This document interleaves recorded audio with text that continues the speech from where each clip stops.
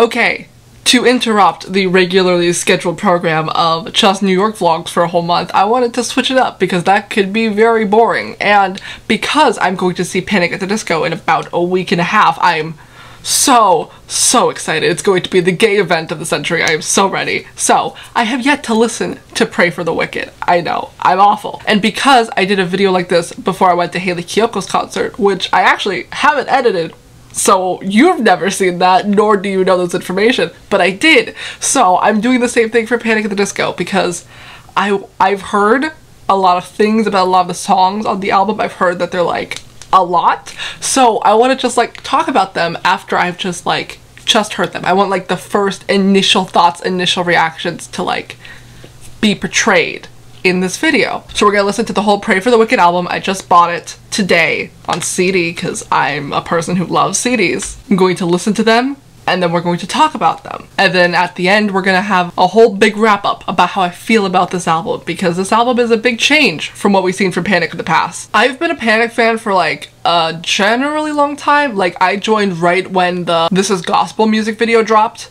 like in that 2013 era, so I've been around for like Death of a Bachelor and now this album, so I'm very excited to see like this progression of music because like getting in at that point in their career when their genre had changed so much and then going back and loving all their previous music and now loving like their new music, it's just been so lovely to just see how they can just transcend so many genres and how I love them all because I'm a person who really just likes music in general. I don't have like a set genre that I'm like, this is my thing. Well, punk rock probably, but like really I can bop to anything. So it's been fun to see like their progression since I started liking Panic at the Disco. But I still love them. I own all of the CDs. I know all of the songs. I'm so excited and I love them. So I'm excited for this new album. So I've already heard like all the singles off this track, like Fuck a Silver Lining, Say Amen, Hey Look I Made It, High Hopes, and King of the Clouds. So I've heard basically like half of this album already, but I'm still going to listen to them again and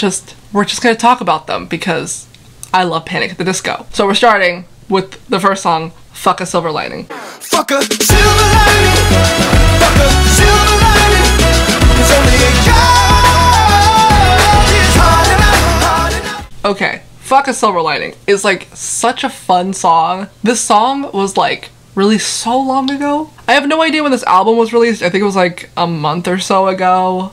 But like, Fuck a Silver Lining, I'm pretty sure was like the first one that came off this album.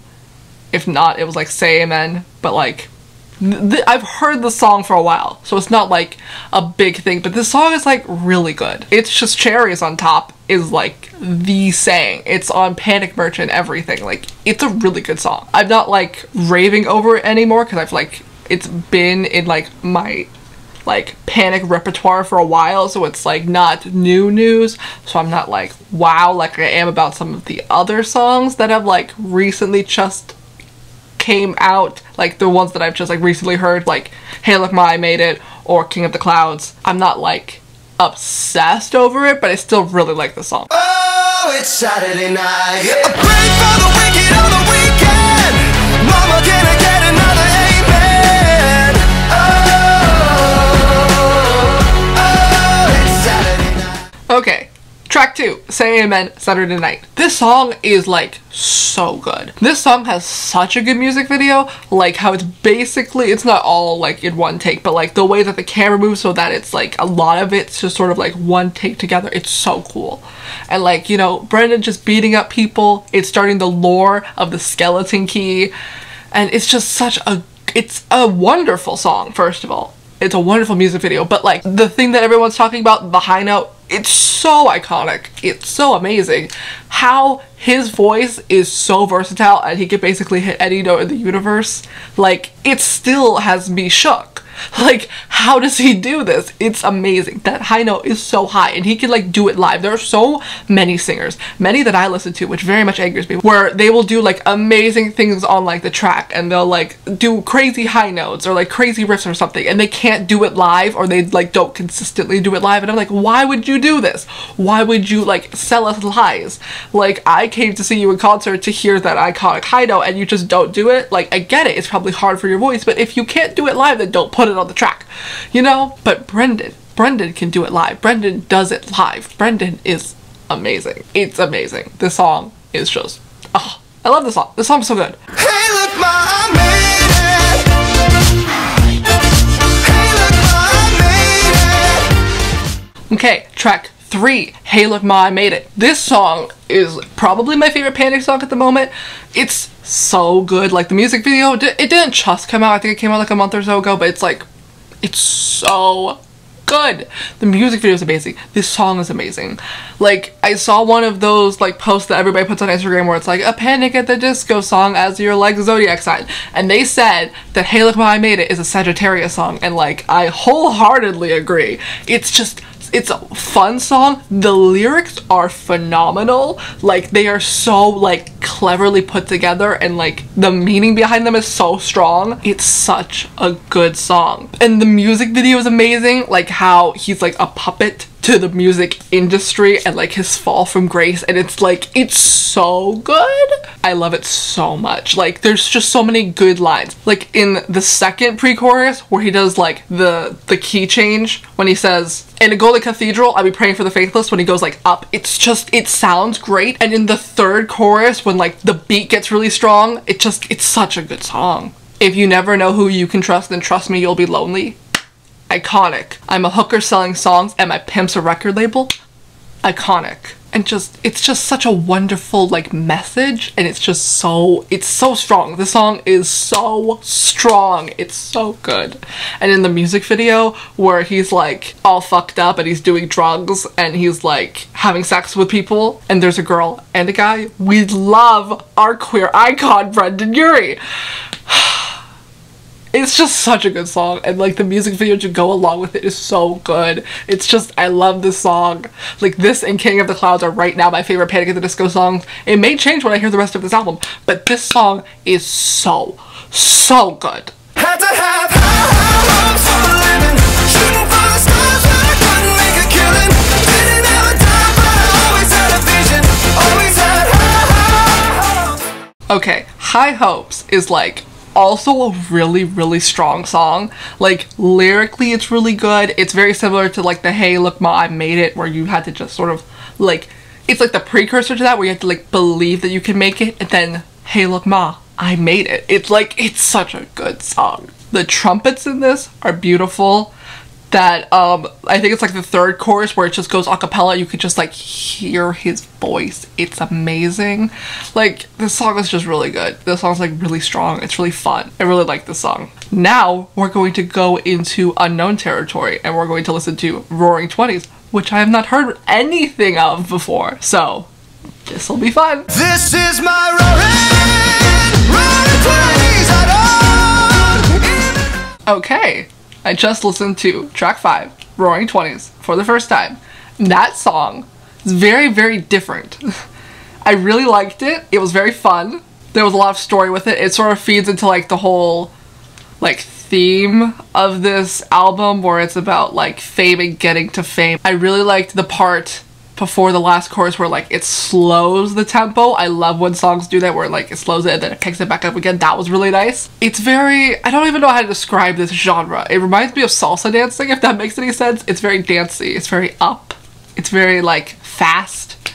That song was fun. Brendan's vocals on the chorus, he is going for it. Like, that sounds like, it sounds amazing. And you can hear he's like going for those notes, and he hits them all perfectly because he's wonderful and talented. This song, I don't know why, but it gave me really strong Pretty Odd vibes. Like, the sounds are very much, they're not the same at all. Like, Pretty Odd's very folksy and like slow and melodic. Not that these songs are not melodic, but like it's very folksy. And this song isn't like folksy, but I don't know why. It just has the same energy to it, or it's very much like a, I have no idea how to describe it. I don't know. I'm just getting the same energy from this song as I do from Pretty Odd. So far, Hey Look Ma, I Made It is still my favorite, but like, just like with all albums that you listen to, like your favorite songs get cycled through, and like even the songs that you don't like at the very beginning become your favorite songs. So like, I can feel that soon that will be my favorite song, but so far, just like a nice good song. Dancing's Not a Crime. This song's gonna be the tour. Please tell me it's so good. Please tell me it's a bop. Dancing's not a crime, I should do it without me. Okay, I just heard track 6, Dancing's Not a Crime, for the first time, and as you can see from my reaction, the very beginning, that fucked me up. I was very much not expecting that sound. I was not expecting that to be so good. Like, I was really taken aback. Like, this song really just came and like slapped me across the face. This song is very much, I'm saying it, I'm declaring it right now, this song's now my new favorite song. It's so good. I don't think it's lyrically as strong as Hey Look Ma, I Made It. Maybe I'm not listening to the lyrics close enough, but like that song, like the melody is so nice. And like Brendan is singing it so high and so strong. Like he did on Golden Days where he's just like belting like such a high note. Like he's singing high and very strong, and it's just, it sounds so nice. This song's really good. This song's really, really good. Also, the line in it where he's like, I want to be your boyfriend, I want to be your girlfriend. I don't know if I'm just reading too much into this, but that really like pings some girls, boys vibe where it's, I don't want to be your boyfriend, but now it's like the opposite. It just ticked that off in my mind. Maybe they're connected, maybe they're not. People make videos on this, someone do it. This is what it feels like when you become one of the drugs. Okay, I just listened to track 7, One of the Drunks. I really like the beat in it, like the beginning of the song. As you can see, I very much was like, whoa, wasn't expecting that. We'd love an electronic beat. That was really nice. The song itself, I'm not feeling it. It's not bad. I think like the melody is very nice. Like Brendan's vocals are always fantastic, but I just feel like lyrically it could be stronger. It's just when you're going against like other songs on the track, it just feels like lyrically it's just a bit lacking. But like I said before, sometimes you just need the time to like listen to it a few more and be like, I really like this song. So right now, not my favorite, but later it probably will be. We love a brass instrument. Is that a good, I was gonna say guitar, is that trumpet? Meet me at the overpass, at the overpass. Okay, just listen to track 8, The Overpass. Overpass, that song is really good. That song is like, I think it's pretty much tied with Dancing's Not a Crime right now because that song is really, really good. I'm so bad at identifying instruments, but whatever brass instrument was at the beginning, I don't know if it was a trumpet or a saxophone or whatever, but whatever instrument that was at the beginning was really, really nice. Brendan's high notes in this, really great. And I feel like lyrically it's really nice. This song, I very, very, very much like it, but it's the most different Panic song I've heard so far on this album. And that's not necessarily a bad thing. It just doesn't feel like it's in the same style as the other songs. Like, I don't know if this had like a different writer or producer or something, but this song just, it sounds like it was made differently like than the other ones. Like how it has sort of like a call and response aspect to it where someone else is like talking with him. It's different. I'm not saying it's bad, it's just it doesn't fit like the other songs do together, if that makes any sense. I don't know. It's a very different sound than we've heard from Panic before. It's not bad, it's just a hmm. I'm king of the class, I get lifted. Okay, I just listened to track 9, King of the Clouds. I've already heard this song before, and I love this song. This song is so good. Lyrically, it is phenomenal. Like, it's so lyrically strong. The melody is lovely. I love how strong the bass comes in. Is that the bass? The drum line, bass? I don't know. Whatever's the boom boom. I'm not a musician. Whatever's making that nice low beat. Is that the bass line? Is that the drum line? I don't know, but whatever that is, it sounds amazing. And it's like, this song is also like Golden Days where Brendan's just singing so high and so strong, and it's such a good song. I love it so much. It's just, oh, I love King of the Clouds. King of the Clouds is lovely. It's such a good song. Like, his voice is just so strong and loud, and like the music and the lyrics, like the song is just so good. The song's so good. I really also love how this song just sort of like starts. Like a lot of these songs, and love songs in general, just like have like a small instrumental like intro to like get you introduced to the song, but this song just like goes with the lyrics. And I love how it's just like lyrics for a little bit until like the music really kicks in, so you have to like, it's just like listening to what he's saying. And it's not like it's not rapping. It reminds me a little bit of like 21 Pilots music, how it's very, and it's like you're focusing on the words, and like the lyrics again are very strong, like what 21 Pilots do. Like their lyrics are always like peak A+ lyrics for 21 Pilots. So this just like really strong lyrics. I like how it's a lot faster with what he's saying. It's not like rapping fast, but it's like quick. There's a lot of things he has to say. So pour out some liquor, make it an old-fashioned. Okay, I just listened to track 10, Old Fashioned, for the first time, and that song's really good. Lyrically, of all the like the new songs that I've just heard, like Old Fashioned is the strongest. Like the lyrics in it are phenomenal. A lot of these songs in this album are featuring like really strong like electronic beats. It's almost like verging on like hip-hop beats. I don't know how to describe them. It's similar to like what Fall Out Boy's doing now, which is like, I'm not against it, I'm just not the biggest fan of that style. I just thought that was interesting. Also in this song, like I really do like this song. It's really fun. Lyrically, melodically, like Brendan's vocals, great. That run that he does on Booze, beautiful. But I feel like the chorus and the verses do not have the same sound. I just feel like they sound like two different songs. Like the chorus is very like long and stretched out. It sounds like a fun song to just like belt. But then like the verses are way more like choppy. I think the word staccato, or it's just like choppy and like fast paced. But then like the chorus is very like stretched out. I don't know. It's not a bad thing. They just sound different. But nobody knows you now when you're dying in LA. Okay, I just listened to track 11, Dying in LA. And based off of what everyone was saying about this, I was expecting the song to be like a lot sadder and to be like sobbing by the end of this, but that song wasn't sad. It was somber, and it was a really, really nice end to like this album, especially since it was all about like the crash of fame and like how it destroys a person, how like Dying in LA is like a perfect end to the album. But like the song wasn't that sad. There are songs on Pretty Odd that fuck me up way harder than that. So it's a really, really good song though. The strings in it are beautiful. Brendan's voice is beautiful. Lyrically, it's also very, very nice. It's a beautiful song, but I was expecting to like sob. That wasn't sad. This song also really reminds me of Daylight by Maroon 5, where it's just sort of like sad and somber. I don't know, it's just, that's what I was thinking of when I was listening to the song. Panic at the Disco is also very similar to Maroon 5, now that I think of it. A whole band with a different name, but really we only know the lead singer. Overall, this album, of course, this album is amazing.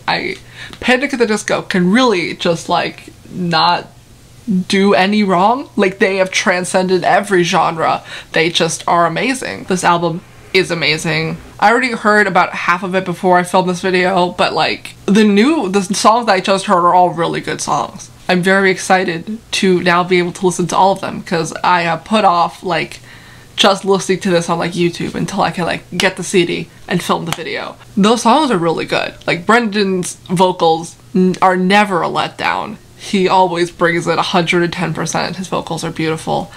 He is, again, you know, in that classic Panic at the Disco way, just like messing with all the genres. Like Roaring Twenties is completely different than King of the Clouds. The songs are all so different, but they somehow all surround the same theme, which I think is like important. I also find it very interesting that this is like their shortest album that they've put out. You would think as their career gets longer, they'll have more things to say, especially since this is about them being famous, and they've been famous for a pretty long time. But this is like their shortest album. It has the least amount of songs and the shortest runtime. Fever has 13 songs at 40 minutes. Vices has 16 songs at 58 minutes. Pretty Odd has 15 songs at 49 minutes. And then there's Too Weird to Live with 12 songs at 39 minutes. And then Death of a Bachelor is 11 songs at 37 minutes. And this one has 11 songs at 35 minutes. So it's like their albums have been progressively getting shorter, which I find is interesting. Maybe it's because they're like condensing them to what they think is like ultra important, because there are a lot of songs on Fever, like the intermission, where it's like not like a song, even though I love all the songs on Fever, like all of them are important, but I don't know. I just find it interesting that this is like their shortest album. Maybe they're trying to have a deluxe version with more tracks on it. I don't know. I just find it interesting that there are less and less songs as the years go by. I hope that's not a trend, because I want more music. Yeah, I really like this album, and I'm very excited to see them in concert. But yeah, buy this album. Support Panic at the Disco. Panic at the Disco is really just doing amazing things right now. Like, their tour, good music, supporting queer youth. Just like, support them, you know? Panic at the Disco, Brendan Urie, they're amazing. Like, listen to them, support them, buy their merch.